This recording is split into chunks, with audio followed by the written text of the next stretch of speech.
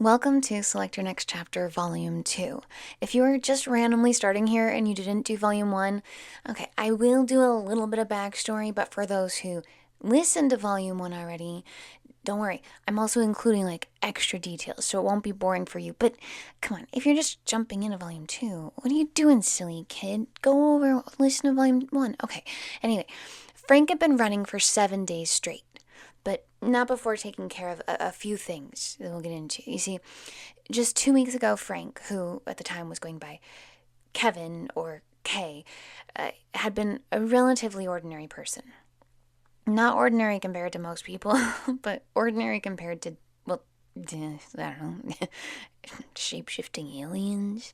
Now, let's be honest, Frank isn't an alien per se, but then again, I guess everyone in this story does come from an alternate universe, so technically everyone's, I guess, an alien to us. But in Frank's universe, on their planet known as Worf, the planet in the alternate universe in which the story takes place, there is a species known as a shape-shifting sapsucker. This is a being, an ancient being, who, like myself when I'm in their universe, is naturally an amorphous mist of light, typically a blue mist of light.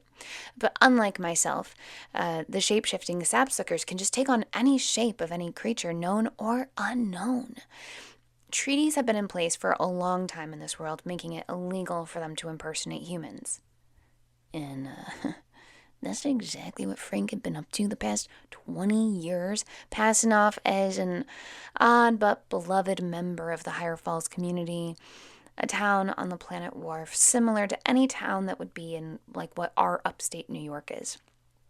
Although their government's slightly different, but still, it would have had a similar feel. If you transported there, you'd be like, oh, what, am I in upstate New York or something? Anyway, Frank appeared in Higher Falls as what all, including himself, assumed to be an approximately 7 or 8-year-old kid, a human kid who just couldn't speak any English and didn't seem to have any memories.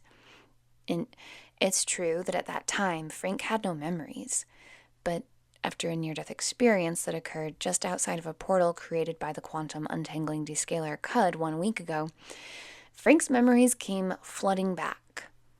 But you don't need to know all those memories right now. That's coming up later. For now, you just need to understand Frank was a person, or rather a shapeshifter, who believed they were a person, who just spent nearly 2 decades being raised by and as a human with no inkling of ever not being that.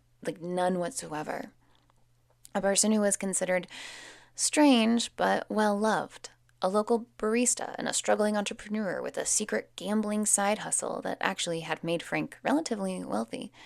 And now, after this freak accident, Frank was reminded of who they are. And now they've been running wild in the woods, well beyond the borders and boundaries of Higher Falls, as their favorite being that they like to experience themselves as. It's a wild, black-furred, large canine-like creature with glowing green eyes and massive fangs and claws. This creature could cover nearly 30 feet in one running stride. This creature was invented by a community of sap-sucking shapeshifters nearly 3 millennia ago. The colloquial name for this creature is the Wolf Baron. Being a Wolf Baron was how Frank had spent the majority of their time before their stint as a human in the Higher Falls community known as Kay or Kevin, or any of the other names that they ever went by.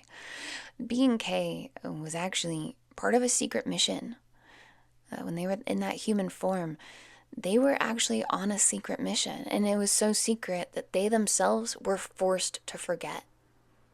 The accident that occurred 7 days ago and caused them to have a near-death experience that woke them up to who they really are was actually not supposed to happen. Now, you and I both know it was supposed to happen because it did happen, and, well, we're kind of, we think like that, I feel like, right? I don't know you, but I think I know you, Anyway.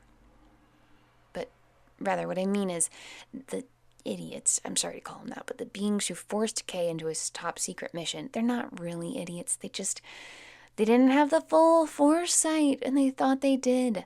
And they forced Kay into this top secret mission. They didn't intend on Kay remembering who he was quite at this point, and they didn't even know Kay was missing, because where the The beings who sent Kay on this mission, we're going to get into this later, but basically time doesn't work the same for them. So they have no idea that Kay is missing, let alone going by Frank now and running freely through the forest as his former wolf baron self. 7 days ago, after the accident, Frank spent one night as the wolf baron before returning to their workplace the next morning at the Higher Falls coffee shop. And this is what I observed of that day. Susan was already in the coffee shop, blasting love songs and singing along while sweeping the floor, her left ring finger adorned with a new ring because the night before, she and her now fiancé, William, had gotten engaged. She couldn't wait to tell her staff, but as Kevin walked in the door, she saw a look on Kay's face that made her immediately shut the music off. Kevin, what's wrong? Kay handed Susan a card. I'm sorry, Susan. I can't work here anymore. Effective immediately. Susan was stunned and about to respond, but Kay wouldn't let her. Kay pivoted and exited the shop with a look of serious concern on his face. I mean, Kay didn't know what to do. Kay didn't know how to keep the secret. Kay knew it was illegal to be pretending to be a human. Kay didn't want to get Susan involved. So Kay just left abruptly with the intention to never return. Susan stood there in pure shock for a moment, then anger, then confusion. And by the time she walked back to her office to sit at her desk, sadness. Kay had been with her for years and her best and most reliable employee. She had never once had a bad moment with Kay. How could this happen?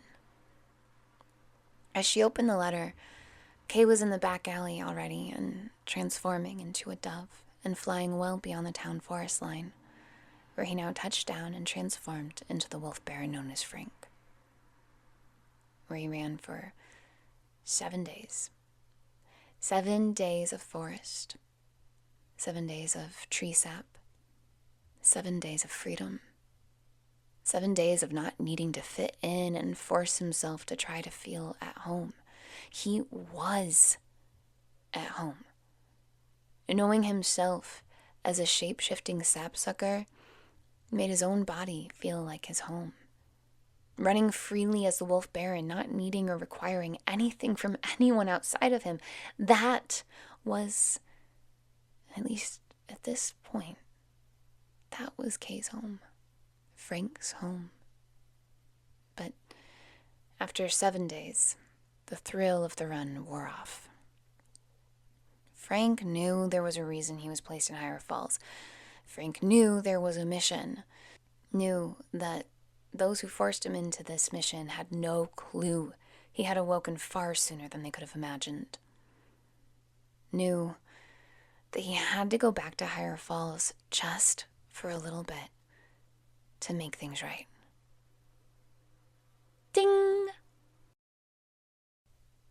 Okay, dear one, I'm doing a little message at the end because this week we've only got one episode coming out because I am also launching 365 days of messages to myself on my podcast Incandescent this week today. April Fool's. Hi. It's a full moon, by the way, as well. So happy all of that. But yeah, all of that will be linked below, and I'm going to get back to posting more options each week starting next Wednesday. Take care, dear one. Bye.